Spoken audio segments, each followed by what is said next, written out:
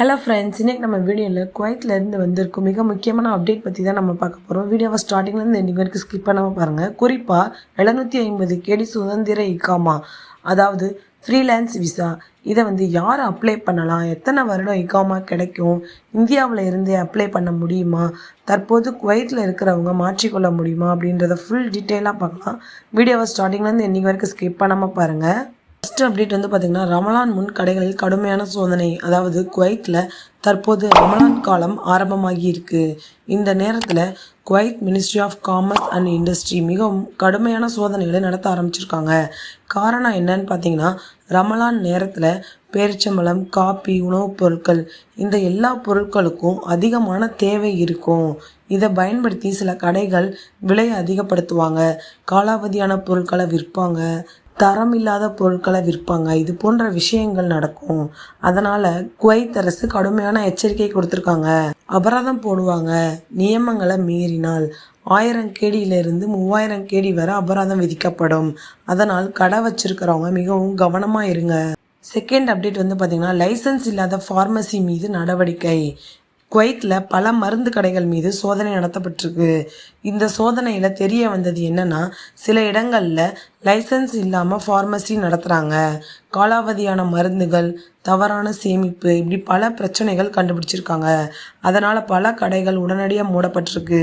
Kuwait அரசு கூறியது என்னன்னா, சுகாதாரத்துடன் தொடர்புடைய தொழில்கள் ஒரு சிறிய தவறும் அனுமதிக்கப்படாதுன்னு சொல்லியிருக்காங்க.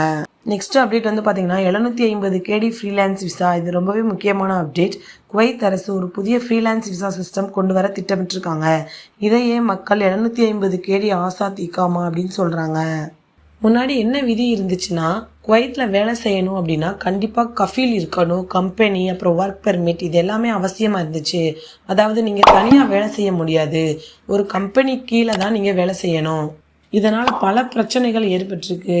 என்ன மாதிரியான பிரச்சனைகள்னா, ஸ்பான்சர் கண்ட்ரோல் அதிகமாக இருந்திருக்கு, வேலை மாற்றம் செய்ய முடியாது, சிலர் இல்லீகலாக வேலை பார்ப்பாங்க, விசா ட்ரேடிங், இந்த எல்லா பிரச்சனைகளும் இருந்துச்சு.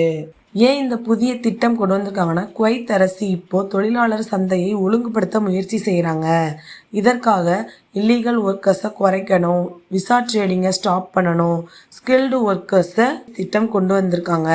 புதிய விதி என்னன்னா, இந்த திட்டத்தில் வெளிநாட்டவர்கள் 750 கேடி முதல் 1000 கேடி வரை கட்டணம் செலுத்தி சுதந்திரமாக வேலை செய்யலாம்னு சொல்லியிருக்காங்க. அதாவது ஸ்பான்சர் தேவையில்லை, கம்பெனி கட்டுப்பாடு குறைவு தான், தனியாக வேலை செய்யலாம்னு சொல்லியிருக்காங்க. எப்படி அப்ளை பண்ணலான்னு பார்க்கலாம். இந்த திட்டத்திற்காக அரசு புதிய ஆன்லைன் போர்ட்டல், அப்புறம் புதிய ஆஃபீஸ் உருவாக்க போகிறாங்க. அப்ளை செய்யும் முறைகள் என்னென்னா, ஆன்லைன் அப்ளிகேஷன் இருக்கும், கவர்மெண்ட் வெப்சைட் மூலமாக இல்லைன்னா அப்ளிகேஷன் மூலமாக அப்ளை பண்ணலாம். செகண்ட் ஆஃபீஸ் மூலமாகவும் அப்ளை பண்ணிக்கிறலாம். குவைத்தில் இருக்கும் மக்கள் நேரடியாக ஆஃபீஸ் போய் அப்ளை பண்ணிக்கிறலாம்.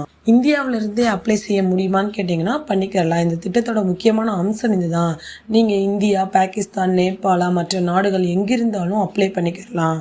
விசா அப்ரூவ் ஆன பிறகு நேராக குவைத் வரலாம். குவைத்தில் இருக்கிறவங்க இந்த விசா அப்ளை பண்ண முடியுமான்னு கேட்டால் பண்ணிக்கிறலாம். Article 18 worker, private sector worker, சில இல்லீகல் ஒர்க்கர்ஸ். ஆனால் house driver visa, project visa, இதுக்கான முழு தகவல் இன்னும் வரல. நெக்ஸ்ட் எத்தனை வருட இகாமான்றதை பார்க்கலாம். 750 கேடி கட்டுனீங்க அப்படின்னா 1 வருட இகாமா கிடைக்கும். 1 வருடம் முடிஞ்ச பிறகு நீங்கள் மறுபடியும் ரெனியூவல் பண்ணணும். ரெனியூவல் ப்ராசஸ் ரொம்பவே சிம்பிளாக தான் இருக்கும். கவர்மெண்ட் ஃபீஸ் பே பண்ணணும், டாக்குமெண்ட்ஸை வெரிஃபை பண்ணுவாங்க, இகாமா ரெனியூவல் பண்ணிடுவாங்க. அதாவது சாதாரண இகாமா மாதிரி தான். இது எப்போ இருந்து லான்ச் ஆக போகுதுன்னா, அடுத்த 2 மாதங்களில் இந்த திட்டம் தொடங்க வாய்ப்பு இருக்கு. ஆனால் சில விதிமுறைகள் இன்னும் ஃபைனலைஸ் ஆகலை. இந்த திட்டம் யாருக்கெல்லாம் பயனுள்ளதாக இருக்குன்னு பார்த்தீங்கன்னா, ஸ்கில்டு ஒர்க்கர், ஃப்ரீலான்சர், தொழிலாளர்கள், ஸ்மால் பிஸ்னஸ் ஒர்க்கர், இவங்க எல்லாருக்குமே ரொம்பவே பெனிஃபிட்டாக இருக்கும். குவைத்தில் பல வருடங்கள் வேலை செஞ்சவங்க ஸ்பான்சர் இல்லாமல் வேலை செய்யலாம். ஃப்ரெண்ட்ஸ், எல்லாரும் கவனிக்க வேண்டிய விஷயம் என்னென்னா, இந்த திட்டம் வந்தாலும் அரசு சில கட்டுப்பாடுகள் வைக்க சான்ஸ் இருக்குது. உதாரணமாக மினிமம் சேலரி, ஸ்கில்டு ரெக்யர்மெண்ட், இதெல்லாம் இருக்க சான்ஸ் இருக்குது. இன்றைக்கி நம்ம வீடியோவில் ஷார்ட் அண்ட் ஸ்வீட்டாக என்ன பார்த்துருக்கோம்னா, கடைகளில் கடுமையான சோதனைகள், அப்புறம் ஃபார்மசி மீது நடவடிக்கை, 750 கேடி ஃப்ரீலான்ஸ் விசா அப்டேட், இதை பற்றி நம்ம பார்த்துருக்கோம். இந்த வீடியோ உங்களுக்கு ரொம்ப யூஸ்ஃபுல்லாக இருக்கும்னு நினைக்கிறேன். மறக்காமல் நம்ம சேனலை சப்ஸ்கிரைப் பண்ணிக்கோங்க. தேங்க்யூ.